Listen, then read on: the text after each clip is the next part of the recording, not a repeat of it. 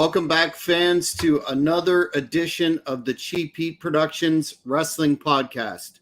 My name is Jack Kilby, Executive Vice President of Great North Wrestling, and I'm pleased to welcome back tonight for part two of an extended career interview. And boy, has this man had one heck of a career and has so many great stories. I'm talking about the former Smoky Mountain Wrestling heavyweight champion, that being Bobby Blaze Smedley. Bobby, how are you tonight, sir?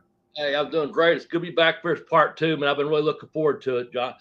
Jack, I'm sitting there looking at John's book. We was just talking about something else. Doing good, man. I went back and I usually don't, review a lot of the podcasts, but I went back and checked ours to make sure where we were at in it and everything. And I was really pleased with it. And I had several people give me some really positive feedback.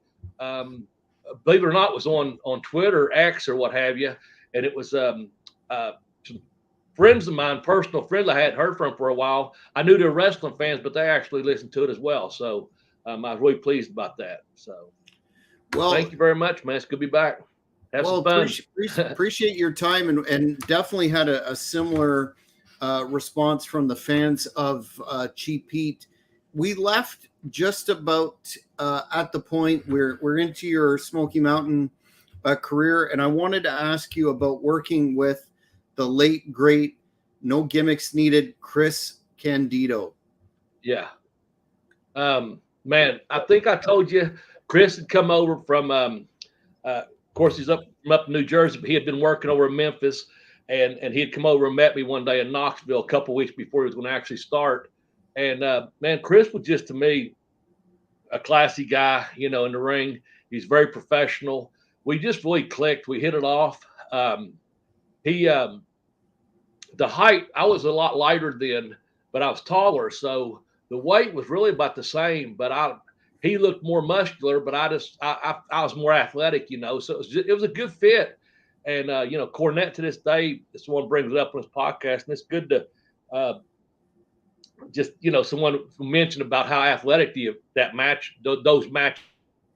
Chris was very athletic, and to me, that's the main thing about him was we both were young and we were both hungry, And I had seen tapes of Japan when I was in Tampa, and he used to watch tapes and get the magazines too.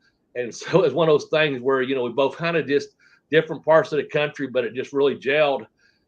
And, he really didn't need a gimmick.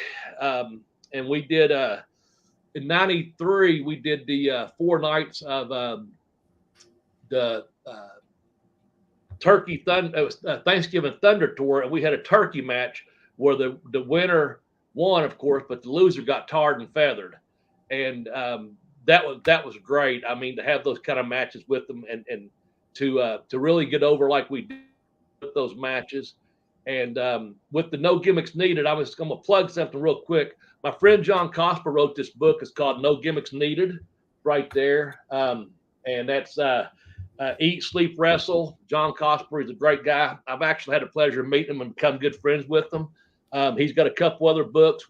He's got several books. He's an author that's just prolific, man. He's got several female wrestlers, but the ones I have also, he's got a great one on the late Tracy Smothers, another dear friend of mine is a Smokey with. And it's if you don't buy this book, everybody dies, and that's about Tracy Smothers. And then the other one's about Wahoo McDaniels. And John took stuff, spoke with me about, I've worked all those guys, been in the ring with them.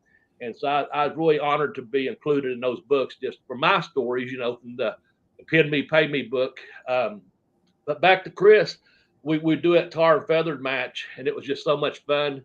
Of course, it was a big dark jar of molasses that get poured on you. And if I won, he'd end up gimmick me anyway and spin me around and cheat. But then I would get him back by turning him around and give him a big hug and getting all the feathers on him. Even if he won, if he lost, he still was tar and feathered, basically. But one thing I'll tell you a real quick story that's in that book, in both my books, Pin Me, Pay Me, and John's, and that is Chris didn't need a gimmick. He was in the ring. He was a gimmick.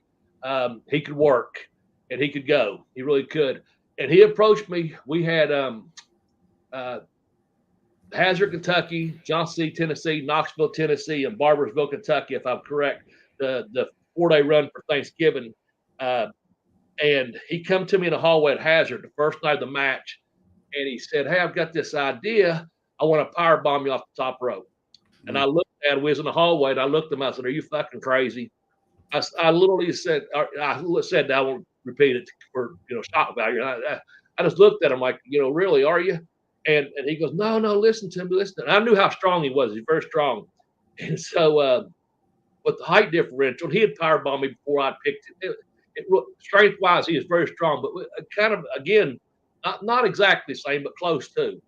And anyway, he told me, explained it to me. He'd seen it on a tape in Japan, and he wanted to try it. I get my hair. I had a haircut, believe it or not, since the last time, but you can't tell. Tremendous. I always had Andy Griffith cut, where you get it cut, you can't tell you had a cut. That's awesome. It's just getting everywhere. But anyway, so we're in that hallway. He bends me over there and picks me up, and I'm sitting right there across, this way. And I go, main thing you got to do is balance me on that top rope, So I said, okay, if you think you can hold me, let's do it. So we go out there and we have the match. Well, the match he mimicked, and I honestly cannot tell you who it was, but when I took the power bomb off the top rope, I'm getting chills in my spine right now. I mean, it shook the heck out of me. And but he proceeds to go back out of the ring, climb up the top rope again, and then I just miraculously jump up from taking a power bomb off the top rope. And like I said, it did hurt. I mean, I didn't get hurt, but I mean, it hurt. Brett, you're like a kid. You just bounce back, But I jumped right up and drop kicked him out of the air. And of course, the place was going crazy in Hazard, Kentucky. That was a regular town, but maybe every 6 weeks versus every month. And they were going crazy because they never seen anything like that before.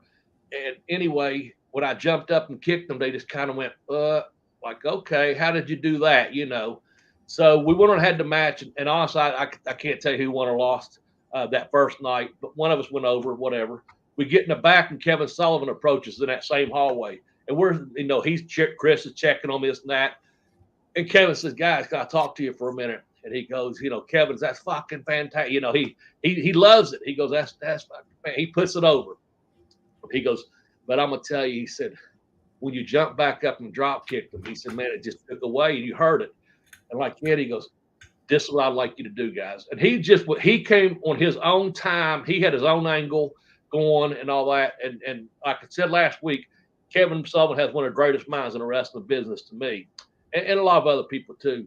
But anyway, he said, Bobby, are you all planning on doing that again? And I said, well, yeah, I think, he asked, I was like, I'm willing to, he goes, all right, this is what you do.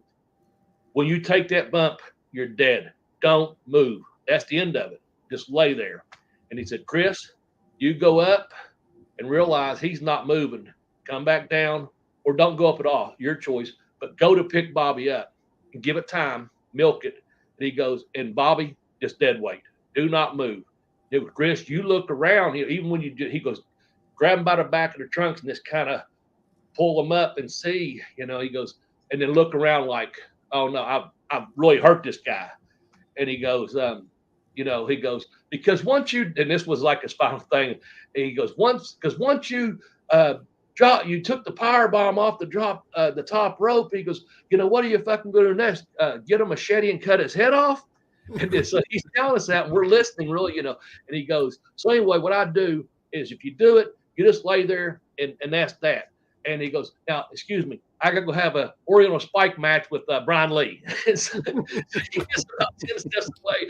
And Chris and I just look at each other and start cracking up. He's talking about being reality.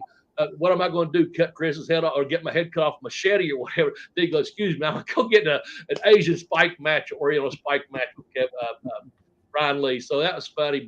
But we did it the next 3 nights, and each time, man, again, he got me out there further too. That was the other thing. The first one was kind of tight, up and down, so we're both kind of in the corner. But and again, he protected me. It wasn't that, but we got more confident. When I took it, I swung out more, and it was just a big power bomb, man. And then he did the deal, went to pick me up, and I wasn't going anywhere. And again, I couldn't tell you what we did from there, how I rolled him up or whatever it was, something, whatever it was. But he was just like that to work with, And then out of the ring, we got along just fine, And I'll go ahead and I went to around this time of year, being Thanksgiving time. I even went over to their house to their apartment in Knoxville, come to Chris and Tammy's apartment a couple times. I invited over there a few times to eat with them. And, at the ring, I just can't tell you, they were good people. They was young, you know what I'm saying? They was just young people. And if you want me to, did you want me to speak about Tammy real briefly or anything, or? Well, just how you interacted with her, notwithstanding, I mean, how the story has turned out tragically, but your particular time. Yeah. Well, I had a gentleman reach out and is doing a big in-depth article on her about before she really made it big. And he kind of is going from high school to the Smoky Mountain area. It's a newspaper in Newark, New Jersey, or somewhere up where they're from. And he got a hold of me and said, just your best comments or whatever. And that's kind of what it was. So that's what I'll go with here. It's certainly tragic. Whatever her sentencing and time she gets, it's I'm no one to judge anyone. I'm just saying it's sad, but also, hey, you only get so many fucking chances, man. I mean, that's anyway. With that said, when I met them, they were both very young, and very hungry and willing to learn. And like I always say to everyone, I say I knew Tammy before tits and with tits, and she come to shows with Chris in my hometown and came to the gym I worked out at, and she was always good to me, and so that was a different person then too, just so you know. And the we finished up, and of course Chris was he had went to Japan and was going to sign with either All Japan or WWF. And of course, he wanted to go there. She had already went up there, and he even came back. He was obligated 2 more weeks of Smoky Mountain wrestling. He came back to my hometown actually and put me over one last time with Tammy in the corner, and that was very cool of him, and I was very happy for him. After that, one of the last time I had seen him at that point, WWF, I was talking about the shows we talked about, doing the job back in the day for Piper, getting on WWF, and you asked about meeting Vince. Cornette was up there, and they called and asked would I want to come up and do some of the stuff like at the time, like I guess Tracy and White Boy were doing some enhancement type stuff. And it wasn't that. Jimmy just asked me if he put me in touch and said, "Would you want to come into Cincinnati and Ohio, which is not too far, and then Huntington?" And I think I told you, I was already talking to Paul Orndorff and some Kevin Sullivan. I didn't want to ruin chances there, but I went up, and that's when I went up to, I met Vince for the second time. I was telling you how professional he was and courteous. And also that I saw the first person I saw when I walked in was Tammy. And man, she said, hey, just love it all over me. Showed me like let me show you my first tattoo, and just kind of dropped her panties down just a little bit. And I didn't see, I didn't see anything I hadn't already seen other than the new tattoo. I'll just say that and leave it at that. But anyway, then I guess Chris had been either changing or doing a promo or whatever. But he come around the corner. He's like, "Oh, Bobby Blaze, my favorite opponent," gave me some love and all. And this, that's all good. And then I wrote about it, a story called "The Suicide Blonde." I put it in my book, Pin Me, Pay Me, Have Boots Will Travel. And that's the one John put in his book. And again, that's no gimmicks needed. But, I really hate that the way things ended up for both of them. But now I'm good friends with, like I said, I'm good friends with John Cosper. And through that, his brother, Johnny Candido, who was a young boy back then, he was only 14 or 15 years old, I guess, when I met him in Smoky Mountain. He and I still stay in touch a lot, especially around holidays or Chris's birthday. He's got a Twitter handle, and we got each other's direct number from that. And it must have taken forever. before I actually just reached out, because I gave my number and I didn't hear from him and he didn't hear from me. And I don't know who reached out first. And then all of a sudden, one of us reached out and said, hey, we just started talking via text. We talk like this sometimes too, but most of the time just, hey, man, how are you? Happy holidays or whatever. But anyway, that's my interaction with Chris. I really enjoyed it. I get a lot of, like you bringing it up. That's really important to me to, like, as his brother says, I love to keep my brother's name alive and keep it out there. So I certainly do that, because I told John, and like I tell you, you can't, and I tell my students this sometimes that I'm helping, you can't tell Chris Candido's story without including mine, so that as far as where he started at, because he had done a bunch of independent stuff, as we know, as a young boy, 14, 15, 16 years old, went to Memphis, and then, within, I don't know how long he was out there, maybe 8 months or something. I honestly do not know, but I know when he finished up, he come to Smoky, and he stayed there for a really good run, through there, and got a good push and worked several good programs, and we were going around for the, believe it or not, the U.S. Junior Heavyweight title, and it was a really nice, Scotty Armstrong owned it, actually. It was a really nice, and it was a junior heavyweight title, and it was one of the most beautiful belts I'd seen. They had used it down in the old Continental area. It wasn't Continentals, but it used in that area. And I don't know what company it was, but Scotty, Bullet had ran, or one of them, that Scotty had that belt and let Jimmy borrow it.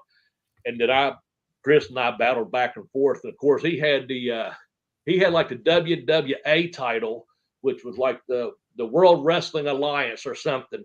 And he claimed it to be the greatest title. He had beat Ric Flair. He had beat Hulk Hogan. He had beat, he named all these people, JR Snitzelgrass or whoever it was. He beat all these great people. And he had that title. And it was just a big plate on some, black leather and a metal plate, and WWA, and had a globe maybe. Like I described that, my belt, because to me, I had at the time was the junior belt. And it was so beautiful because it was. And he that belt's ugly. That belt's ugly. It's mine's the one that really counts. So it was around this time of the year again. Just sure you're starting to experience some colder weather up there. Maybe some rainy weather. We've got tomorrow predicted rain all day. Just started dropping down on Friday and started hitting our stride for what we get in this area. And I traveled down to Tennessee. It's actually a big lake. And Chris is out there going, shall we gather at the river? And he's standing down there with the microphone, of course, and they're recording him. And he's got that belt because he had beat me for it. He said, I told that coward Bobby Blaze that if I won that belt, I was going to take it and just throw it into this river. And he goes, unlike our beautiful rivers in the New Jersey, it has all the toxic trash and the hypodermic needle. He started really trashing New Jersey River, saying, this river is worse than that, and just, it's hilarious. He could talk so good. He just a great promo. And, he's got the belt, and he turns he puts the microphone down, he turns, and as he does, I come running from off camera, and I can't remember how I did it. I can't remember if I glommed him, but I think I glommed him. And when I did, of course, how'd that work? He dropped the belt. He dropped the belt. I went for the belt because that's what it was. I went for the belt when I did, of course. I hit him. He dropped it. I went for the belt because that's my baby.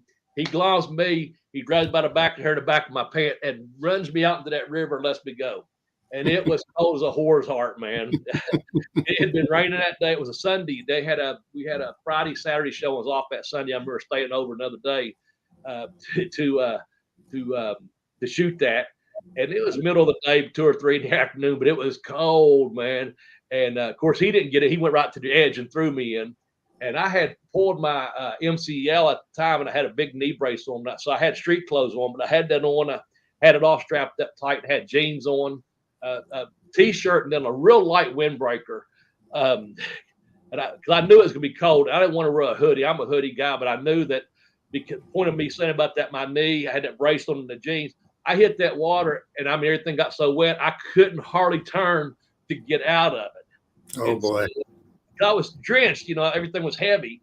And I ended up getting a couple of steps on shore, and he's pulling away, and I could outrun his ass anytime, believe me, in a foot race, but not all soggy down and not for pulled knee, And I'm going, Candido, you son of a, and then they go, weep, they beep it out, And I cut to my promo. I go up and I change clothes, get dried off real quick, and I start cutting my promo. Hey, last week over here, and I got the lake behind me, and I'm doing my gimmick now. But yeah, I like that. That was a good angle. It was a fun time of my life. I was young too, and on the road like that, and just good times, man. And so gone way too soon. Gone way too soon. I remember when no, I was not with Jim Cornette. I was going to say I know the answer to that, but I'd let you speak on that one. That's one of the funniest damn things ever. I was not there. I've been to DQ though, lots and lots of times, but I don't recall myself ever having raised in hell because I just at that particular one, because I'm getting something familiar with me and one of my partners traveling with the most. We're not ordering a van load of food at closing time or something to get someone out pissed off that it's not a rib or whatever. But yeah. No, I was not in that van that night, which, I've done a lot of crazy things and I've cussed a few people out like that myself, going on a rant over something. Thankfully, it wasn't recorded and put out there, But no, back to Chris, like I said, that is just, like I said, gone way too long. What I was going to say, when I wrote that, even though I included that story of the Suicide Blonde in my book, I had actually written that the morning after he passed away. I'd gotten up. I've got an office around the corner. There's a bedroom over there. It used to be an office. And I was going back to school at the time. And I got up and, went to whatever wrestling site I'd go to first back in the day. And bam, there it was. It wouldn't matter which one I went to. It was all over them, And I just went numb, and because I'm a few years older than Chris and Tammy. And so I sit and I go, oh, man, that's so tragic. I just, and so I sit there and of all the people I've missed in this wrestling business passed away, I love Bobby Eaton dearly and I miss Bobby. But Chris and Tracy come up a lot to me. Sometimes I'm like, those two hurt me a lot, because just the closeness I had with them, the respect I had for them. The in-ring and out of the ring relationship. I had a dear friend, JT Lightness, passed away. We were friends outside the ring, and I love JT, and I do bring him up too. But there's so many, we've lost. But honestly, Tracy and Chris are two that come to my. And I tell Johnny that all the time when I speak to him. Like, man, your brother, I miss him, But yeah, so I wrote that story again. It's called The Suicide Blonde, and I just talk about in happier days. And in times that we were really doing all the angle, I put the story in there about the power bomb and all that. And so when I wrote my book, I just retrieved that story and I doctored it up like I need it. I put it out, honestly, Jack, I don't know what someone printed, maybe Slam Magazine or Canoe or several people on that back in the day, what was that, 2000, whatever it was. 05, 04. 05, I was going to say 05 comes to mind, but several people printed it, or published it on their website or whatever, wrestling sites, you know what I'm saying? But I had to doctor it up for my book, of course, to edit it correctly and all that, because it was just heartfelt, and I'm writing it and I'm typing it, so. But I'm real pleased with that because I got to honor someone, I had a lot of respect and love for. So anyway, I'll go ahead and move on past Chris if you want. So what a legend. Being Canadian, I find the story and knowing what an individual he was as a shoot in real life. I wanted to get your impressions of being around or working or being in the same company as Bruiser Bedlam, Johnny K9, another individual gone too young as well. Man, what a character he was. I've got several stories about Johnny. The first one when he first came in, I was pretty much like, you know, the no quit kid. I'd done my thing with White Boy, and I wasn't going to quit, wasn't going to tap out, and had a pretty good thing going. A lot of times, especially if Ricky and Robert or Tracy, and eventually White Boy, because he was a heel at the beginning, you know. But I'm saying in our locker room, the babyface locker room, a lot of times if someone came in, Ricky, Robert, or Tracy, if I didn't know him, they, hey, this is Bobby Blaze. He's one of us. Take care of him. Because they knew who I was, maybe didn't know, but he's regular crew because I was there, you know. And so that happened a couple of times, and it made me feel good. You know, like the Bruise Brothers came, Brian Lee was like, hey, this is my boy. Don't fuck him up. You know, they're like, hey, okay, because they're 6 foot, fuck, you know, and they're muscled and they're killing everyone. They touch me and I'm selling, you know, because I remember them, Tracy and Tom had gotten to a scuffle in the ring one time. And one of the Bruise Brothers grabbed me and said, hey, man, they're shooting over there. Stay right here, you know, just stay right here. Just kept me right there. And then we was in a riot over in Council, Virginia, or Wise, Virginia. And them two guys, man, that's two guys you want on your team, you know. But they come out of your locker room, you know, like I'm sitting there watching bodies go everywhere. And I'm like, yeah. I had wrestled Killer Kyle earlier, and we were back to back with chairs, you know, and I'm looking, but I see them two guys, like I said, are like 6'10". They're slinging chairs and people everywhere. And I'm like, woo, you know, it's good to be on this side. It's bad because there's so many people on you, but good to have them people on your backup. But so anyway, I was just getting at. So when Bedlam came, Tracy and Robert, I come around a corner and there he was, and he's this big guy. He's got a tank top on, flip flops, and it's cold outside. And that's a shoot. That's the way he was. I didn't know he was in a Jeep at the time, but that's what he was in the building. It was cold out, and we went around a building or went around a corner there, and Ricky and Robert, they said, "Hey, this is Bobby. He's one of our regular guys, man. You'll be good to him, whatever." And they was just putting him over. Well, they didn't know him that well. They might have knew him, but so we're all three just sitting there talking and stuff. Well, lo and behold, Cornette books it that I'm going to wrestle him at night for his first night in. So I'm like, oh man, okay. So again, it's one of those hallway situations back of the arena thing, and he says, well, I start talking to him, and I'm like, well, I can do this, do that, whatever, because I can see, you know, big stiff looking guy, and I'm like, I can work around you, you know. So like he goes, and I go, I'll jump you can you catch me and stuff like that. So we're talking. It was all good, and so he goes, what I really like to do, he goes, do you do anything something off the top rope? And I said, yeah, be glad to. And he said, can you do a flip? And I go, yeah. I go, you want me to do a cannonball and off the top rope like that to you? He goes, yeah, but I want to catch you in the air. So it's one of those things, are you crazy or, you know, whatever, like I did with Chris. But so Ricky and Robert are standing there, and I bend over and he picks me up like he did. And when he does, my legs slide down through his shoulders, and I get about that far from the concrete floor, and I smack it, and he lets me go. But I'll go to a forward roll, and I'm selling my head. I did not hit my head, but and man, as soon as I go down, I'm like, oh, geez, fuck, you know, whatever. And Ricky and Robert, they already know they're in on it. And I'm selling, and they're going, oh, man, we already told you already hurt Bobby. You ain't got him in the ring yet. And I'm selling. Man, he's flipping out because he's like, you got fired the first night for hurting me, you know, in the back. And so we kind of got him on a string right there, you know. And I finally got up selling. I go, bro, I was that far from – I said, don't do that in the ring, please. He goes, no, I'm going to catch you up here. I'm like, okay. So we went out in the ring, and, you know, an hour later, whatever it was. And I've honestly probably never been hit in a real fight. And I've been in some fights when I was younger, and that's not bragging or boasting. I've just come up in a rough area of town and moved around, and things happen. You know, I'm no tough guy by any means. I'm just saying, like, you get in fights, though.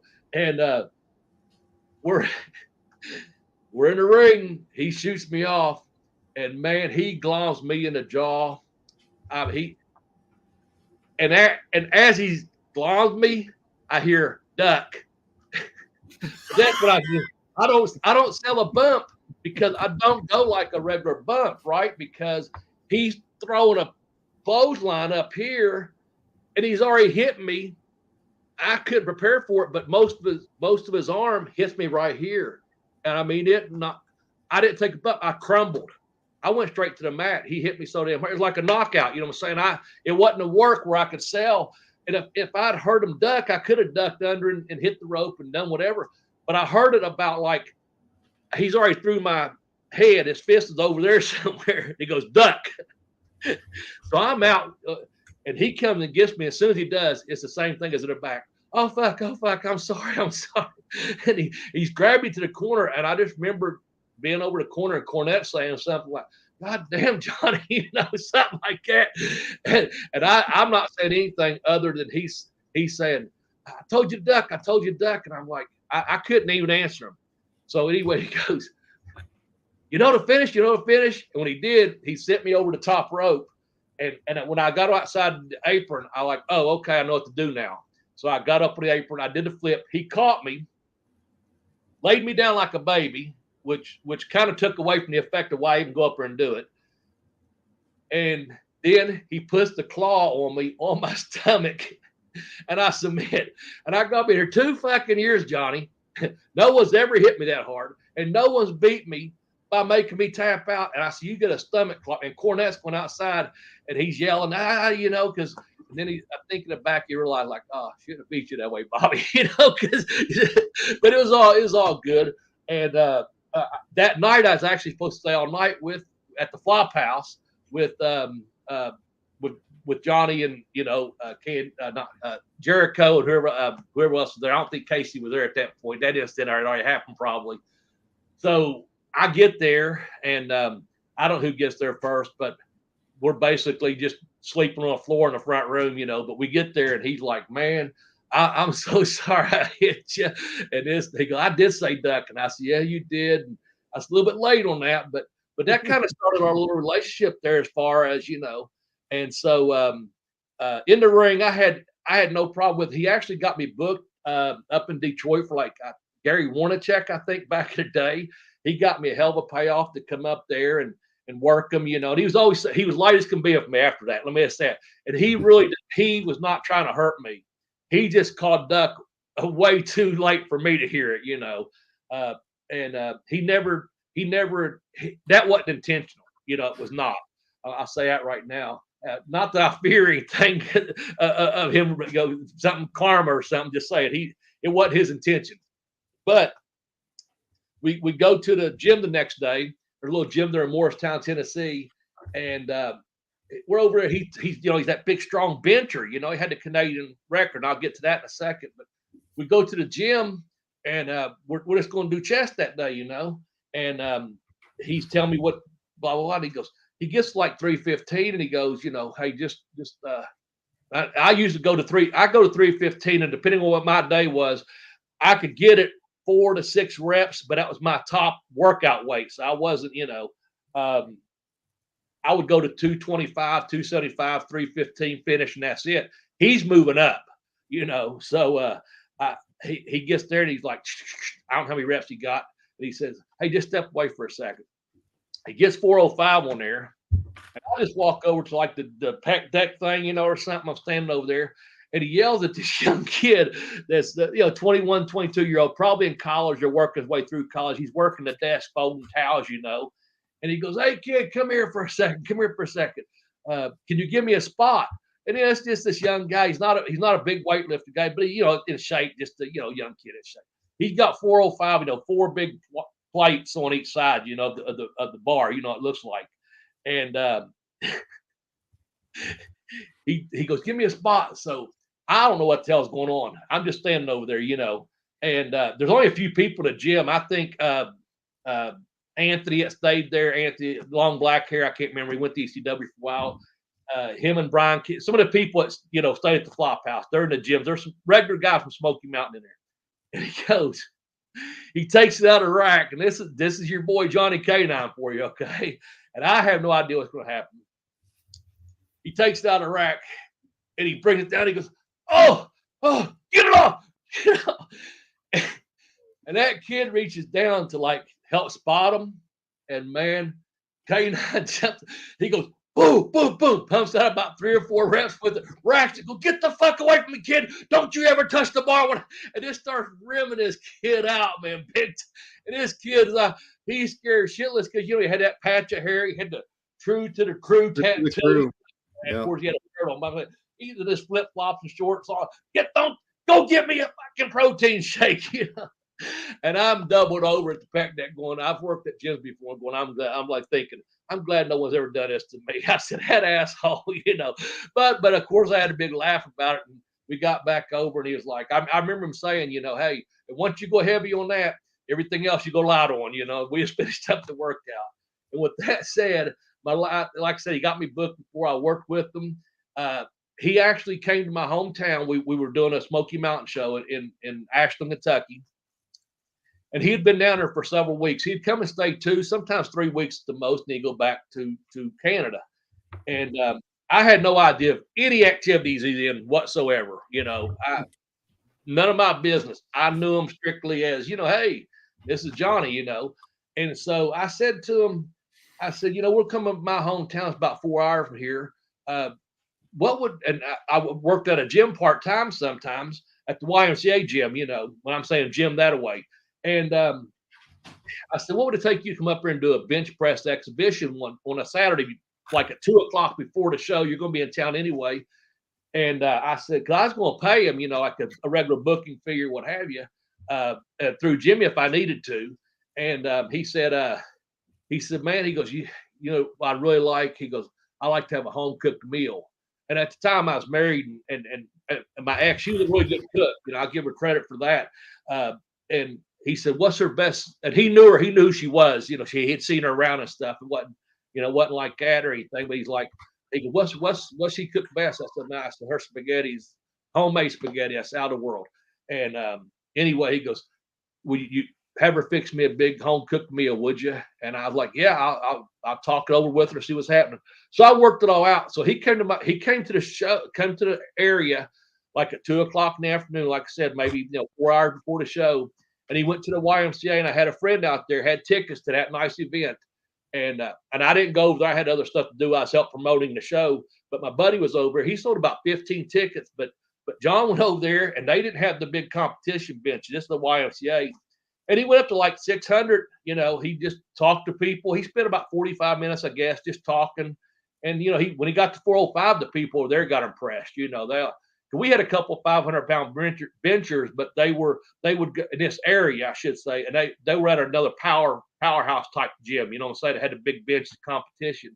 But when he come to the building at night, I had his meal ready. You know, my ex had put a big salad together for him, garlic bread, and she even made a big chocolate Paul Newman cake. I mean, and man, he just sit there and he eat everything she brought. I mean, it was probably enough for 3 or 4 people. You know, good portion. And there was enough for me and Ricky and Robert. She always took care of them guys too. She had known them, you know, when I first got with her. So, so that part of my life I was getting it. But he was kind enough to come into town and do that, you know. So that other part of his life, we never discussed anything. Well, I had worked in a prison for about almost 2 years at one point. Before I got my first contract, we was talking about going up to the old Grand Prix territory. And I had left Florida, and that was a really good job, but it wasn't for me. I'm not my brother's keeper. And I straight up a couple times, I said, look here, you know, man, I've been on the other side of that. And he goes, man, when I'm in there, and he goes, they don't have any trouble with me whatsoever. I've got my own little crew, blah, blah. And I'm like, yeah, I get it. I knew that he probably wasn't the kind, because when I say that kind of person in prison, because you don't want to draw attention to yourself in there. You probably got your own scam going on, and the guards don't want to be a part of it, and they don't want to be caught doing anything. So there's a lot of respect, you know. So I think that's why he liked me too, because I gave him that respect. I didn't say, hey, what'd you do? What's this? What's that? I didn't ask, you know what I'm saying? Like the many times I was around them, which wasn't a lot, but I still was around quite a bit. It was just a crazy guy. And then I found out some bitch was driving that Jeep with flip flops and the shorts and the tank top. That was a shoot, man. I'm like, this guy. I mean, it's just crazy, you know. all the way from Hamilton. Were you surprised that Cornette in the famous show had him go over Randy Savage? And any idea why he kind of petered out in the business after Smoky Mountain, so to speak? Yeah, you know what? I don't know. I watched that Dark Side of the Ring, and some of those, you just they really do a good job. I'll put that. But sometimes when you know someone so personal, it's just like a couple I watched and cried, man. Like, oh, I shouldn't even watched it, especially at night. I should have waited till the next day or something. But anyway, no. And again, those are really good programs. I didn't know some of that stuff even happened after why his career went like it did. As far as I thought it was very respectful of Savage to come in and do that. I couldn't believe they did it, to be honest with you. And good for him. He had went up to New York and done, matches before that, as we know. But I don't know. It wasn't part of my business. You know what I'm saying? I really didn't sit there and go, well, I couldn't believe it happened, And then as far as afterwards, everything, I guess maybe he expected more, better treatment or more money, or I don't know. A lot of it's politics, I was doing a lot of independent shut down because of the TV exposure. And there were so many people that just ran every weekend, like little spot shows here and there. And I was staying booked and getting a couple $100 per night plus my gimmicks. And I was working about every 3 out of 4 weekends, but I was still within 4 hours of my home. I wasn't coming down from Canada. I wasn't 1,500 miles from home or anything. And I took booking elsewhere, but also I had already been talking with WCW. And some of that was like I was at the first Nitro in Knoxville. I was there. I went in the back and spoke to Arn Anderson right away, Terry Taylor. And then when I got to Kevin Sullivan put his arm right on my shoulder. He goes, "Hey, Bobby," he goes, "you got a job here if you want one. Call Orndorff in the office on Monday." And I did. And that didn't work out because Paul thought I still lived in Knoxville. He wanted me to do a show and had me lined up. And when I called him, Kevin had already spoke to him. And he said, I just told him, I said, "Paul," I said, that's a long trip for me. I said, because it's 75 miles south of Atlanta is where he wanted me to go to Macon, Georgia. And he goes, I go, "That's a long ass ride, Paul." I said, "For that kind of money," I said, I'm getting out around this area. Can you get me some gas money? He goes, "Oh yeah, we'll work it out. We'll work it out." And he goes, "It's not that far from Knoxville." And I go, "Oh, Paul, I'm sorry." I go, I'm back in my hometown. I said, "I'm 4 hours north of Knoxville." I said, "You're looking at 8-hour trip to Atlanta." "Oh, I didn't know that." So we worked it all out. And then I got back with Kevin about a month later. And he goes, "What happened?" And I told him. He said, "Hey, that's all right." He goes, "Call again." And I did, and it worked out. And I got to try out. But again, that's my story to get to WCW. But again, maybe Johnny, maybe he wasn't the most politically correct person, or maybe he didn't have the connections, maybe the connections he had in New York, maybe just people had dealt with them. I can't say this because it's none of my business again as to what, now that we know, hindsight being 2020, some of them big companies, maybe they knew some of his activities, I really don't know. And there's no judgment. I'm just saying, I don't know what happened. Could he have been a bigger star? Certainly, man.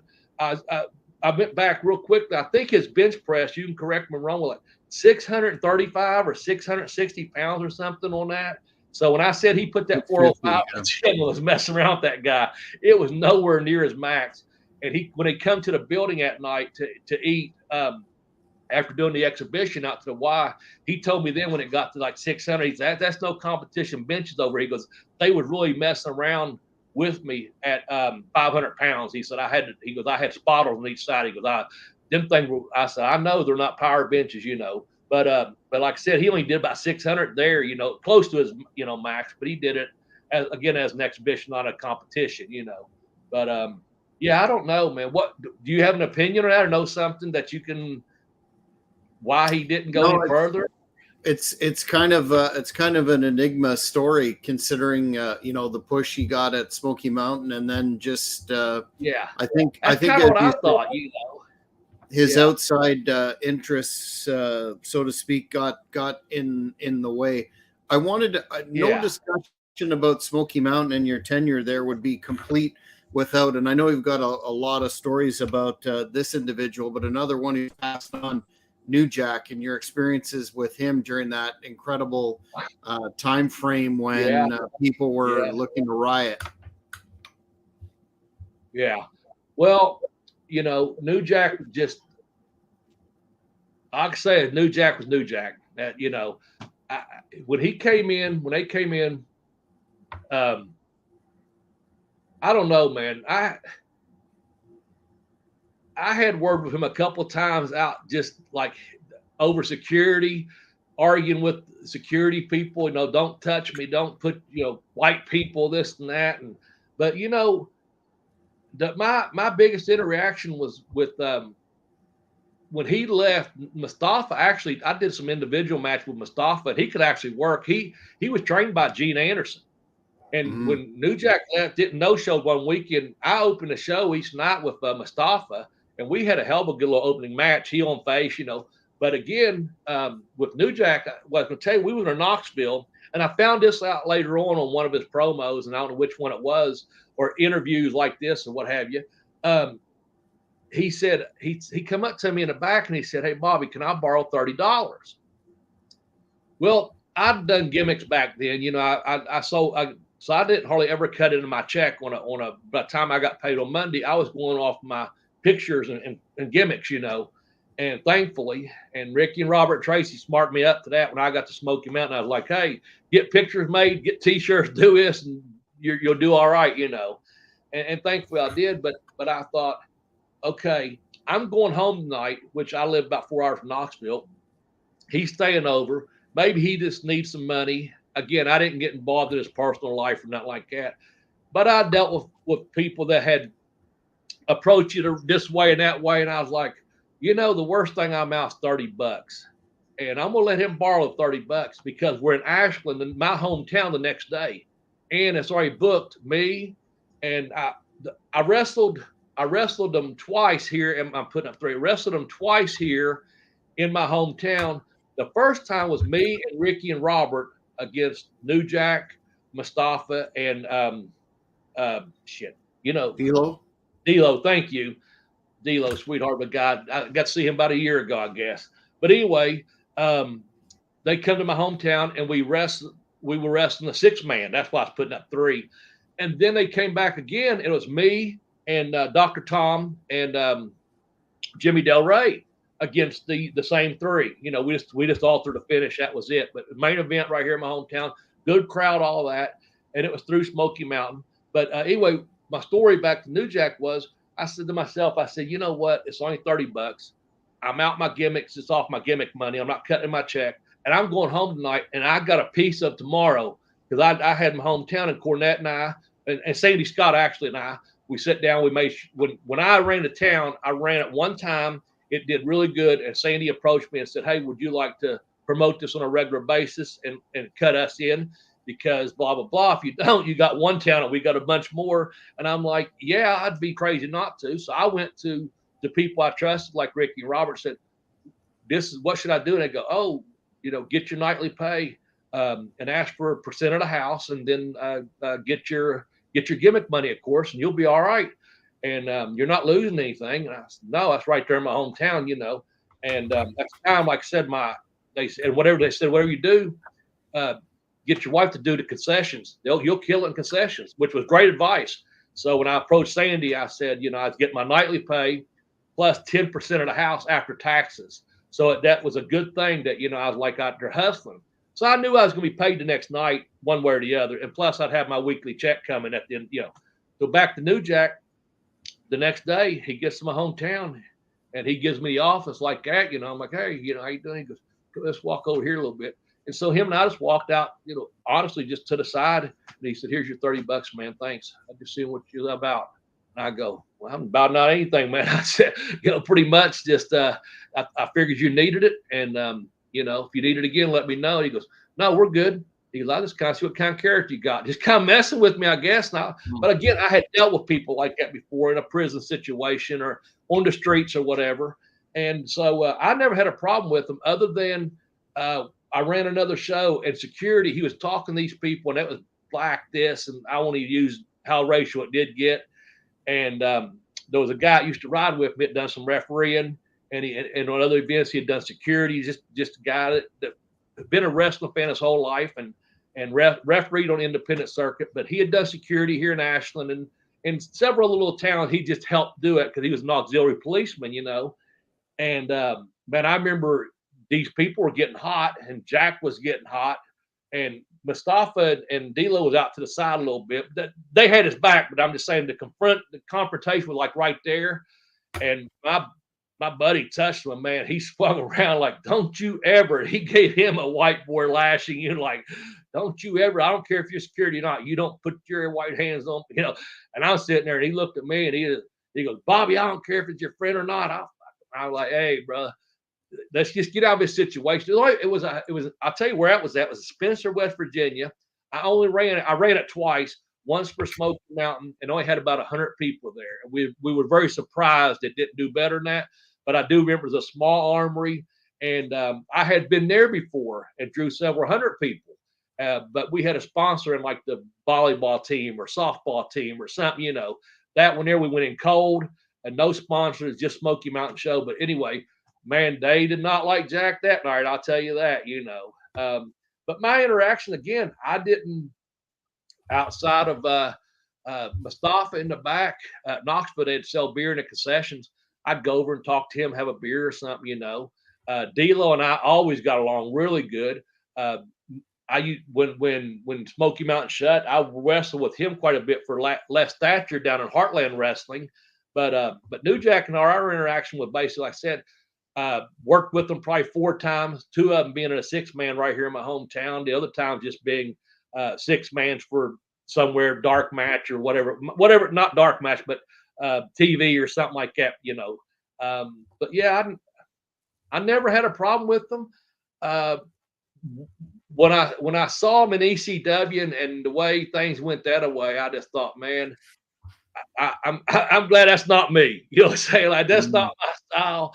And if I was asked to do that, I'm like, no, I'm not interested in that. You know, I'm a wrestler. I want to work. You know, I don't want to get killed.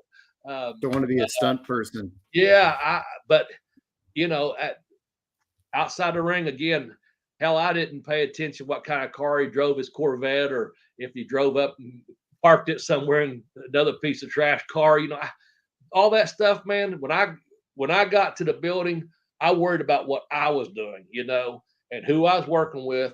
And if I had promoted a local town, that was one thing. But when I was working for Jimmy, you know, I just got there and pretty much same thing with Chris and everyone. I'd go in, shake everyone's hand, talk to them. A lot of times in the summertime, Robert Gibson and I would get there early and shoot basketball. We both, you know, just loved basketball. If no one was around, the Harris twins, they were both actually, you know, so big and tall. I told some of my buddies back home, I said, you talk about some guys that could dunk. Them guys could dunk the hell out of it, man. And I'd play around, you know, stuff like that. But once outside of that, when the show started, did the deal. And when the show was over, very few people that I really like, oh, let's go do this, let's do that. You know, especially Jack and him, because they were coming from another direction. I'm coming from another direction. And at the end of that run, that's the end of that run, you know. So 3 or 4 days on, and then I'm back home. And they're back to where they need to go and do their thing. So, and again, I'm just seeing some of the stuff that took place after that. I'm like, man, I'm glad my interaction was very positive, because I found out later that was the way he tested people, and he wanted to see where your loyalty was. He wanted to see if I give him 30. And here's why I always thought about it. If someone borrows $5, you don't get it back, you probably don't see that person again. It probably wasn't a good person to be around. I thought the worst time out's $30. I'll be home the next day. I'll make that $30 back. And if you don't pay it back, he got one over on me, and he may never fucking talk to me again. Guess what? I ain't talking to him again either. So I don't give a fuck. That was my attitude too, you know. But no, as soon as he came to the building, he just kind of gave me the office, like, let's, you know, we were up in the locker room. I was up there where I promoted a town. I was already up there, and he was kind of, hey, let's go talk. I'm like, okay. He handed money back. Thanks. He goes, I just see what you're about, man.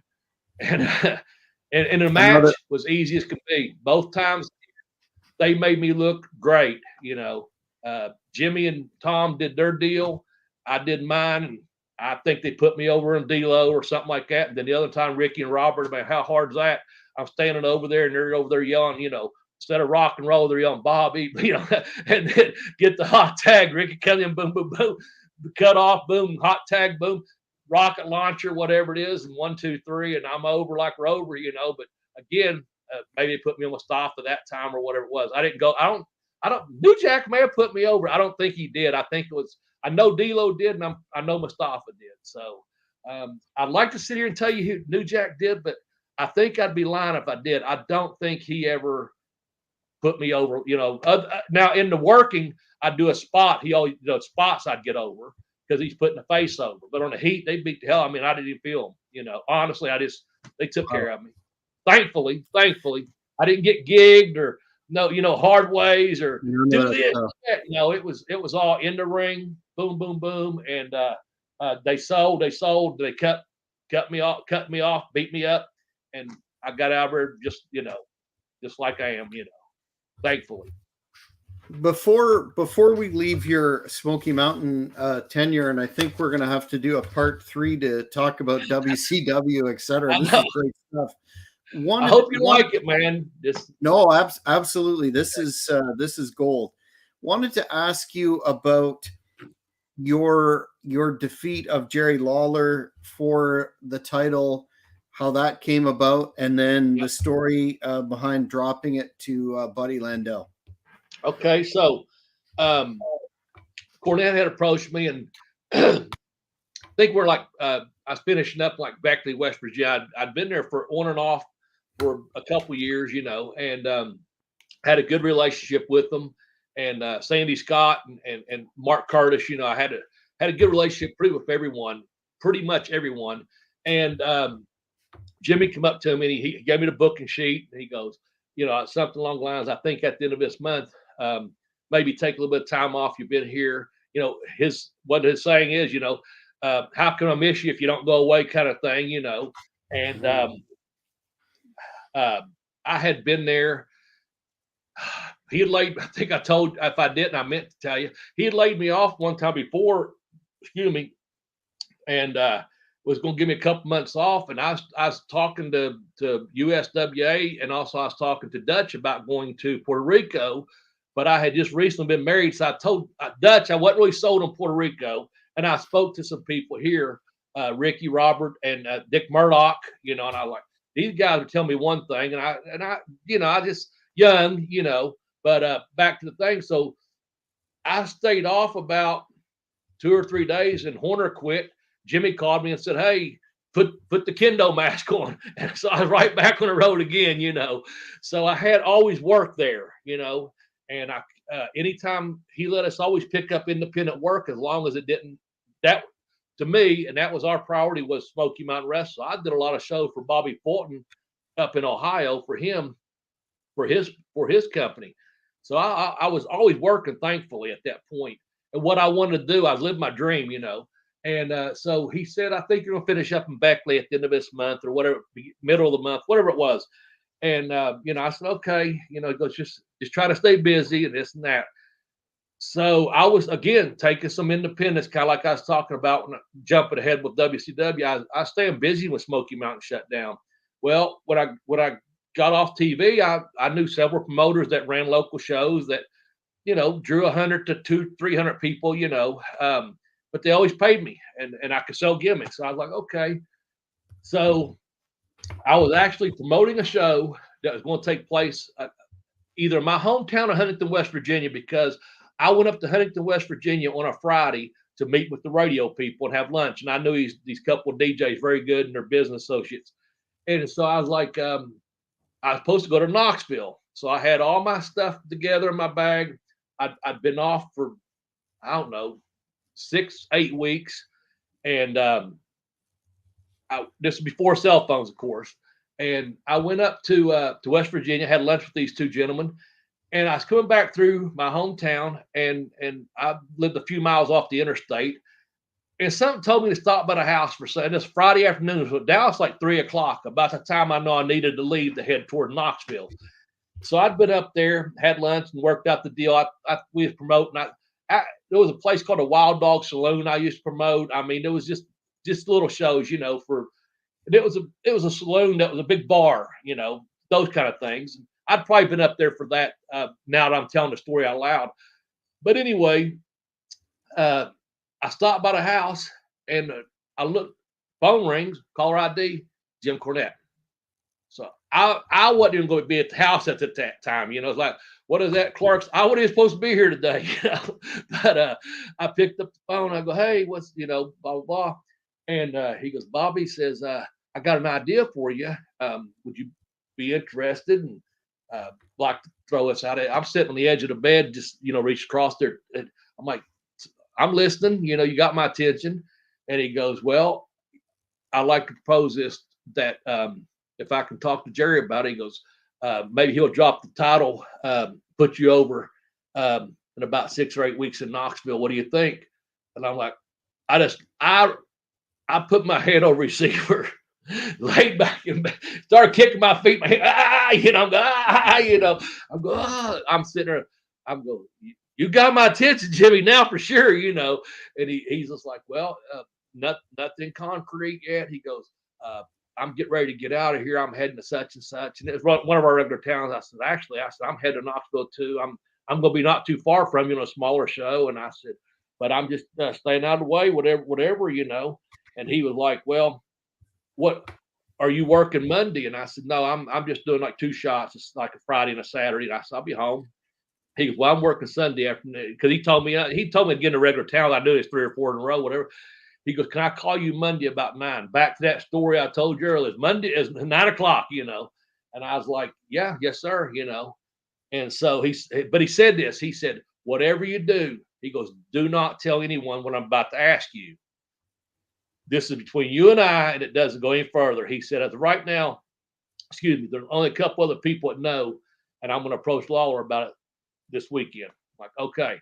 Well, if I tell you I'm going to do that, I'm going to do it. I didn't tell a damn soul. And on Monday night, 9 o'clock, boom, Jimmy calls me. He says, hey, Jerry says, let's roll with it. Let's go with it. This is what I'd like you to do. Can you do this? Boom. Can you do that? And he goes, we're going to bring you back on Sunday, Bloody Sunday. And this he laid it all out for me. And I'm like, holy shit, man. I mean, it sounded great. And once again, now at this point, I knew, he knew, Lawler knew, Mark Curtis, well, Jimmy, of course, Mark Curtis and Sandy Scott. I knew those 5 knew. And then I thought, I put my head together thinking, well, probably White Boy and Landell probably know. So probably 7 people besides me. That's who I thought. That's probably, and I don't even know if White Boy and at that point, if White Boy or Buddy knew, you know what I'm saying? So I knew it was a small amount. I knew it wasn't out in the sheets. I knew everything was kayfabe.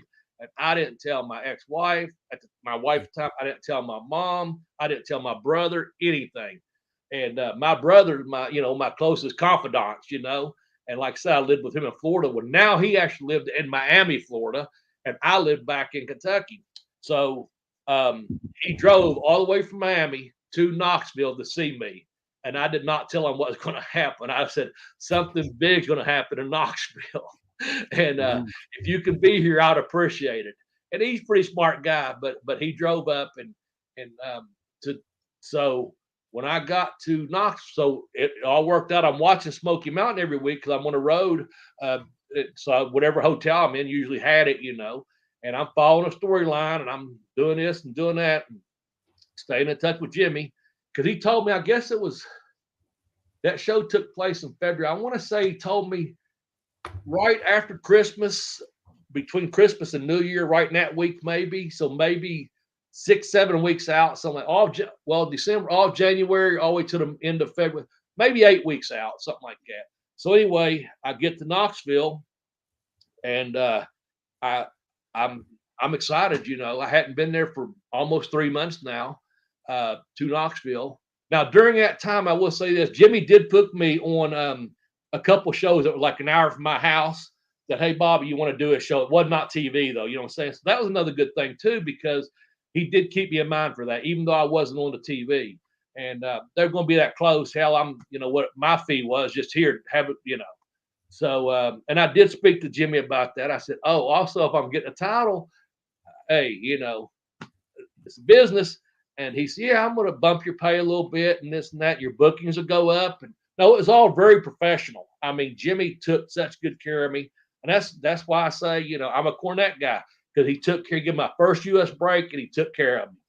And in a good way, he took care of me.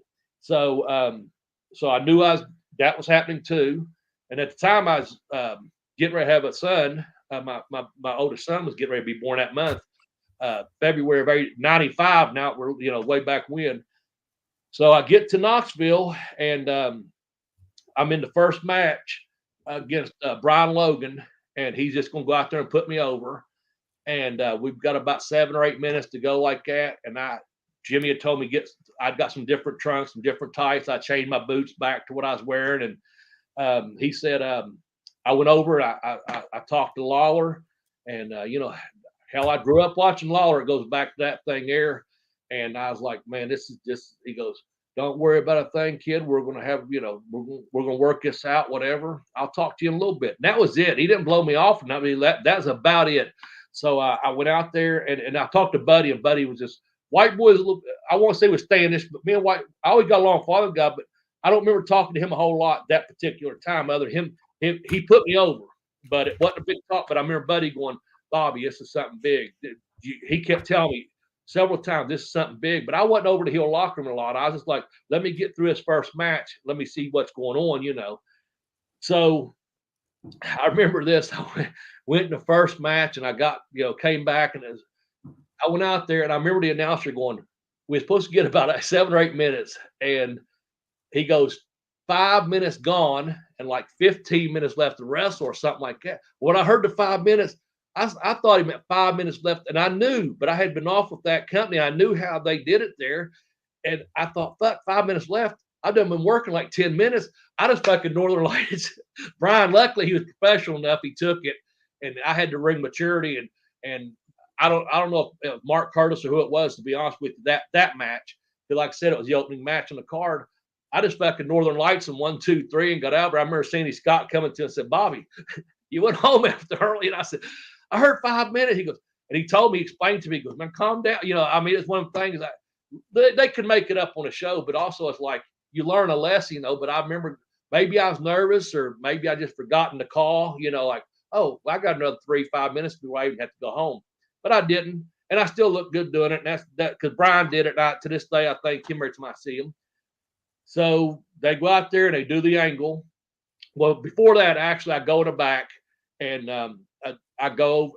They said, "Jerry wants to see you one more time." So I go over to the Curtis tells me out. I go over and see him. He goes, "Hey, really good out there, kid. I know I can do a lot with you." He said, "Do me a favor, though." He goes, "I don't want you doing the clapping and getting the people behind you." He said, "Don't do that." He goes, "Let me do that. I'll lead you, and I'll get people behind you." And I was like, "Okay," because you know how the baby face starts getting people. Mm-hmm. I was doing that where I hadn't been there, and then Brian got on me for a little bit, and I started clapping, like firing up, whatever. So Lawler, that's all he said. He goes, "Don't worry." He goes, "Don't worry about anything I say. Don't worry about anything I do." He said, "Just work with me. We'll be over." He goes, "Just don't go out there and do it." He goes, "I'll get them started for you. You take over." I'm like, "Okay." And that's pretty much, again, we hadn't said anything, about the match. So after intermission, I go over there, and there's Cornette gave me the word, like, "Hey, do your thing. Bob Armstrong, Bobby, I'll be back there to get you. Do your thing." It was me, Lawler, White Boy, and Landell, and Mark Curtis standing there. And pretty much he said, "Well, here's what I'll do. Grab me in that headlock. Shoot me off. Buddy, be there. Boom. White Boy, be there." Okay, see you out there. I mean, it was about as much time that I told you just now. That's about as much I was told. And I went out. That's how professional they all were. And so when I say it, I mean that respectfully. That's how, so when they did their angle, and White Boy got glommed across the head with the shade case, and Buddy's out there thinking he's got a championship match. I'm in the back, and I pulled down one knee pad, and I'm unlaced one boot, and maybe I had the strings out of my tights hanging out or whatever. like I'm supposed to be undressed in the shower. And so Bob Armstrong, the commissioner, says, "No, buddy, you don't have a title shot. You got to beat someone for a title shot." He goes, "So I'm going back here in the back, and I'm going to grab the first wrestler I see, and I don't care who it is, and they're going to get a title shot against Lawler. And if you can beat that person, or if this person beat, I can't how after this match, then you'll get your title shot." So he left it out there. That's what I was trying to say. Spit it out, Bobby. Anyway, yeah, so easy for me to say. So I'm in the back, and I'm sitting there actually on a bench, just kind of away from the door, because I can see Armstrong. I don't want to be right by the curtain, but I can see where he's at. So I'm just sitting. I can hear the microphone. They're talking and they're yelling. So I'm sitting there, just like, oh man, this is it. This is it. This is it. I left my boot untied, left the knee pad down, And Bullet comes around here, and he sees me, walks over to me. I'm like 10 feet in the curtain, and he goes, "Well, Bobby, you ready?" He goes, "This is big, man. This is big, son." I go, and I love Bullet Bob. He was so good to me, and I learned so much from him too. Just tell you the truth, he talked to me so much, and I knew he'd been promoter. I knew who he was, and why would you not listen to Bullet Bob? Mm-hmm. And he sit there and he goes, "Hey, this is big, man." He goes, "I'm really happy for you," something like that. He goes, he said something like, "I'm really happy for you. You deserve this." I mean, he put me over, He goes, "We get through that curtain." He goes, you just do what you do, kid. Do what you do." Okay. And I know what I do. I sell, because no one's told me otherwise right now. All I know is not to go out there clapping, So, man, here comes the spotlight. Boom. I come through, and people are mumbling through the arena. Who? Bobby Blaze. What? This and that. Of course, we get up to the ring, and Lawler gets up there and browbeats the hell out of me. So if I had a microphone, how am I going to? There's no comebacks I had. I'm up there. This is a guy I grew up watching. He's getting ready to put me over in the middle of the ring in Knoxville, where I've been working out for 3 years, And he's up there, and he said, "Come here, kid. Come here." He puts his arm around me. He's got the microphone. I got the photo. I need to get more made. Maybe I can sell it or something. But he said, "This is your only photo op you're gonna get with the title here, kid, with the king," or something like. He's just burying me, which is what he's supposed to do. He's Jerry Lawler, So, and I'm this baby faced kid I'm not going to beat him. He's going to whip.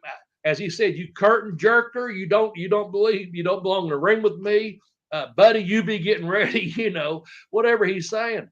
And so we get up there, and man, I just listen to him. If you watch the match without knowing the storyline, to me, when I watch it, know it. If I looked at it and I tell people, "So I want to see your Lawler match," and it's out there, and I have it on DVD, and it's out there. I tell them, you got to realize it's part of a storyline. It's not going to be some big high flying. It's not going to be some big up and down wrestling thing. It's going to be me and Lawler wrestling, and then you'll see the outcome of it. And that's what it was. So I just listened to him, and I didn't do a whole lot because I didn't have to. I let him tell me, "Do this, do that," and it was just like I'm talking to you, Jack. He'd grab a headlock and say, "Do this, kid. Follow me here, kid. Cut me off here, kid. Kick me." But I told him I didn't like punching that much. He's Jerry Lawler. He can fucking punch. You know what I'm saying? I said, "I do better kicks," and I did at that point. And I said, I know my work, And he goes, "Well, then when you get in the corner, I tell you, get on me, give me kick me in the stomach." And I know my kicks are light. I'm not going to hurt them. Where my punch I throw a good punch now, but back then it was a little bit off. But I was like, yeah, I can. So I just follow him around, and buddy's out there, and I hear the commotion of this and that, and I just remember him saying, "It's time," and I shot him off. Boom, didn't happen. He stumbled back 1, 2, 3, and next thing I know, man, like Scott Armstrong, I remember throwing his arms up in the air, bullets going like crazy like that, and it's like a shoot. It's like, honestly, it's like a shoot. Like, you won this big match. Now I know it's a work. I know I got written in, so I'm not sitting there saying I beat Jerry, because I didn't beat anyone. I know, you know what I'm saying, but I won the match like that. They're treating it like that, the way you're supposed to, because wrestling is supposed to be wrestling the way you remember it, So I'm there, and I'm like, I just took this move and that move. I just barely shot them off. They double headbutted, rolled them up 1, 2, 3, And when I did that, that was White Boy trying to pull Buddy. down from the apron or what have you. And so, and the White Boy, part of the thing was he's going to be kind of guiding me too once I got the title. That was the other thing too. So I rolled him up, and I remember Landell, said, grabbing the microphone, said, "Well, Bobby, it looks like me and you." And he might be a thrown kid in there, and he just like that. And I'm already beat up because I just rolled Lawler up, but I was getting beat when I rolled him up. So surprise, upset, 1, 2, 3. And here comes Buddy, and he just starts glomming me. Boom, boom, boom, boom, boom, boom. And we worked it out to where, once again, he's beat me up. I'm not quitting, though. Only time I quit, I think, was against goddamn Johnny K9. And know what he did now? I guess I'm better off quitting against him than taking to the street, But no. So once again, I get about halfway through that match, and seriously, I'm not trying to make you laugh. It's a shoot. I said, I knew I had to collar, right? Landell takes me to the table. Boom! I hit the table. I hit the bell. I go under the table. I'm done, and it hits me right before I go outside the ring, and I'm like, "Hey, Bobby, this my mind talking to me." I go, "Hey, Bobby, this show's called Sunday Bloody Sunday, don't you?" To myself, I'm listening to Buddy glomming me, beat me, and I'm going, someone's going to bleed, which I knew I was going to, what I'm saying? But in my mind, I'm like watching myself. It's weird. I was like, yeah, here's the spot. I was like, someone's going to bleed. It's going to be you, So now I know someone else got juice in another match, but I'm just saying. So, and Buddy, he goes, table, boom, bell, boom, sell. And I just went under the table, so like 1, 2, 3. I mean, he hit me on a table, hit me on a bell. The table, I can't remember the table collapsed or it slid off, but I went under the edge of it. I know that, and come up, and I was sweaty and wet and had the blonde hair, and there it was. And Buddy, bop, bop, bop, rolled me back in, and there's Sunday, Bloody Sunday, So I just sold. I went around the ring selling like I was supposed to. And next thing you know, White Boy comes out, we do the deal, boom, push him off, roll him up, and still Smoky Mountain heavyweight champion Bobby. And man, that place just popped, man. And that's just an excellent story. Excellent story. That's a good stuff. Pardon me? I said, again, the guys around the ring treat it like a shoot. Some of the guys come out and was congratulating me and holding my hand up, holding the belt, and really believing and making the people believe, like, hey, this guy just won 3 matches in one night. I beat Brian Logan in the opening match. I beat Jerry the King Lawler in the main, what was supposed to be the main event match. And then I end up with Buddy Landell in the main event. And I won all 3 of them. 3 hard, tough battles, as it said. And I know when I'm telling you this, like I said, it's written in, I know it's a work, but I'm saying that's the way it made it feel. And that's the atmosphere we wanted, Jack, and that's the way, to me, as a wrestling fan, to this day, I think that's the way it should be, And so I got to go over against everyone that was involved in the angle were completely professional. I give Cornette credit for coming up with the idea. Lawler being professional enough to do it for me for some of the lessons I learned from White Boy and Landell, especially Buddy at that time. Once I got the title, as far as little things, he just ins and outs of the business, held up to be true, I guess, between him and our relationship and in life. And it's he said, Bobby, as much as this business is work, it's a shoot. Believe me.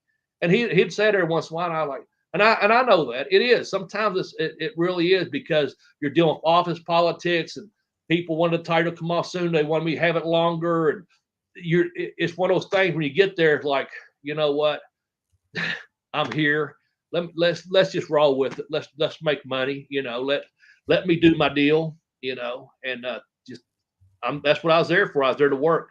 So from the time that Tommy Rogers saw me, we ran each other at the gym down in Tampa, Florida, I was telling you about, to, hey, call Cornette tonight, to actually seeing him. That was in whenever it was, February, March of 92. Is that what it was? Yeah. Got home from South Africa, that's when it was. Then seeing him that summer in a town about an hour away, like I said, Cornette. Then finally, the following March, getting a tryout against Brian Lee, to Robert Gibson getting hurt the first week of April of '93, and me coming in and doing a couple of loops because he was living in Pensacola. So I was getting them loops. By the summertime, into May, I'm booked pretty much full time with Cornette all summer, Smoky Mountain. Before I know it, September's rolling around. They put in a junior heavyweight title on me, had all that run with Chris. And I just kept staying there, till finally, like I said, I had a couple of times off here and there and get to come back and be the Smoky Mountain heavyweight champion, and it like the people, and that was the other thing, the people, I wasn't overly huge. I was in pretty good shape, but here's the thing, I got over because I wasn't a big monster.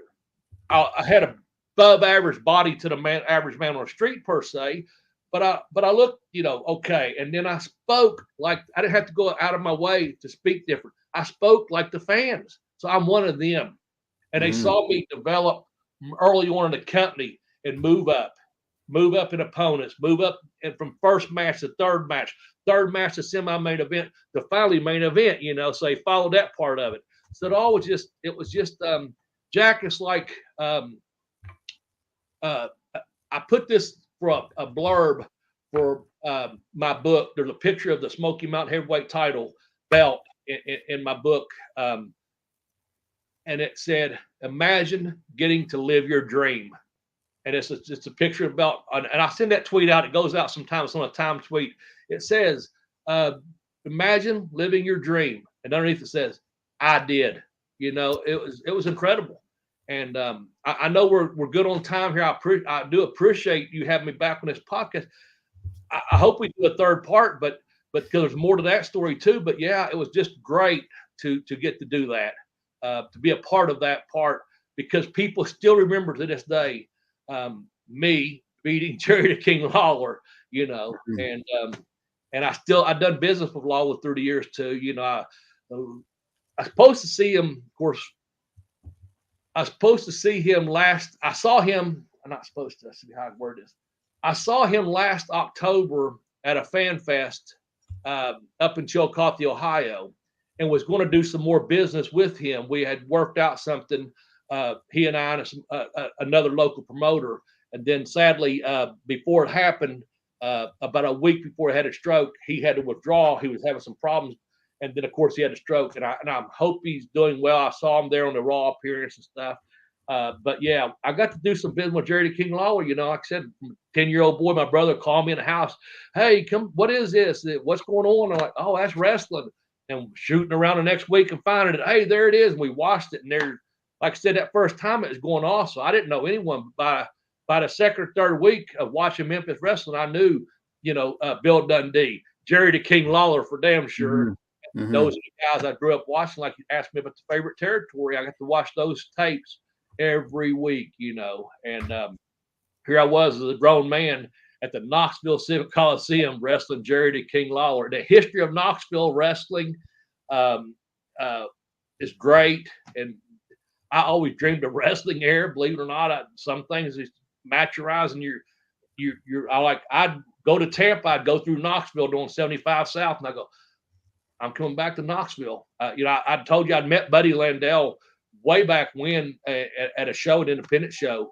And it's like, next thing I'm working with Buddy in main events, And it wasn't next thing, there's years there. I'm just saying it was just living a dream, man, living a dream. Well, you have one heck of a story, and that's definitely, that is definitely a inspirational story as well. I need to have you back for part 3 to talk about put a bow on Smoky Mountain when you left, and then WCW. But before we do that, yes, sir. Where can the fans find you on social media? And give us your plug, sir. Okay. Well, first of all, I'm not on Facebook. So if anyone tells you I am, I'm not. That's not my account. And I haven't been on there for probably close to 10 years. I couldn't tell you when last time. But I'm on Twitter or X at Bobby Blaze 744. That's where most of my stuff goes through, but I know that's changing a lot, but I'm not coming off of there for right now. but that's where I'm at. But also I'm on Instagram at Bobby Blaze 744, and I've really started getting back into posting on that. I'm really starting to like Instagram a whole lot again. So you can follow me at Bobby Blaze 744 on X or Twitter and Instagram. If you would like to, you can direct message me just like you did, Jack. Get a hold of me on Twitter or Instagram. I do return that's where you get a hold of me at. And I'll give you personal information from there. If you want to purchase a book, I do mail them out from my home at times. It's a great gift for your the wrestling fan in your family, or if you haven't read it yet. I've got 2 books, and if you don't want it directly through me, you can go directly through Amazon. Okay, and that's the easiest way to tell you the truth. And that's on Amazon. It's at Bobby Blaze Smedley. That's my name. That's my author name too. And or go to Pin Me, Pay Me. It'll come right up. Have Boots Will Travel. That's my first book. My second book is called I Kicked Out on 2, The Educational Wrestler. And they're both out there right now. They're about $14.95, I think, on Amazon. It's also available in an ebook. You can download it on ebook. I think it's like $4.99, something like that. I haven't even checked lately, to be honest with you. But I know it's under $5 to download on your Kindle, and use the Kindle app is free. I read a lot of stuff on my computer because that's what I like doing, reading. And just get a hold of me, man. Tell me if you heard me on this show. I appreciate, being on the program. I appreciate you, Jack. We've tried to talk about doing this several different times, and things have come up and this and that. And yeah. So, but see, here's the thing. We became friends, I think, via Twitter, because my Twitter account blew up at one time. I was like, how did this happen? I mean, I was just surprised. Like I said, I had something on Facebook, but you know what I couldn't do on Facebook, and I'm not digging Facebook, anything like that. What happened was I started seeing real friends that I knew arguing about all this religion and politics, and I couldn't separate it. I would just stop and follow them. Well, then the next thing I know, I had all these people I knew personally, and I'm like, you know what? This is not like, I don't want to be a part of it. I don't even want to see it, because so I just deleted it. I just I couldn't handle it. Where Twitter, you don't know everyone, but you meet people that have your own interests, your hashtag, pro wrestling, podcast, whatever it may be, and you get to meet cool people like you that have a podcast that has an interest in wrestling, and also my books, please, if anyone out there has read my book, I want to say thank you. I was just talking to some people Saturday about this. I love the fact that someone took the time to read something I wrote. If you would, I'm not begging for 5-star reviews. If you would, please leave a review, just a fair and honest review. One of the best reviews I ever got is a 3-star review. But the gentleman that wrote it, by the end of the review, and it wasn't all that long, it was just a nice review. I said, if this wasn't my book, I'd buy it. And that's the truth. And I went to see what else he had reviewed. He had reviewed 4 products, 3 wrestling books, 1 being mine. He gave him 3 stars. And one of them was Bret Hart, and I read it, and I said, I'd already read Bret's book, and I was like, I'd go out and buy this again, because the guy wrote such few. And the other one was on like a Black & Decker handheld blender thing, and it was $20, and he gave it 3. But that's the way he rated things. But when I read that, I wanted to run out and buy a blender, So the 5 stars are appreciated, 4 stars are appreciated. But like I said, it's what you write. Just say, hey, if you like the book, just be fair and honest. Hey, I liked it. Bobby made me laugh, or made me think, or man, what a great story, or just don't put Bobby sucks, because that's not a review. And nobody's gonna do that, Bobby. Your book. Well, no, I had someone do it actually. Someone put it on there, and it's the internet, so who knows? And Amazon, you can go on there and say, I went on. I turned in 2 reviews, and I said, can you check these out? And they took that one down because they said, yeah, Mr. Smedley, it's not a review. It's a personal attack. So, but anyway, I'm just saying. So if you leave 1 star, that's your opinion. All I ask for is you to be fair and honest. 5 stars would be great. Again, it's at Bobby Blaze 744, or on Amazon, just Bobby Blaze Smedley, and look for my books. And there's a couple other ebooks on there as well. And Jack, I really, really want to say thank you so much for your time. I look forward to a 3rd time. We'll have to set that up off camera. Okay. Yes, sir. Yeah. 3 times. 3 times. Sir. 3 times the triple threat. Well, Bobby, again, Thanks so much for your time, fans. Check out all of Bobby's products. His books are tremendous. Support this man and support independent authors and independent pro wrestling, and we will keep you in the loop as to when part 3 will happen. But until then, I'm Jack Kilby. Good evening, good day, whatever time it is in the world, and thank you for tuning in to the Cheap Heat Productions Wrestling Podcast. We will talk to you next time.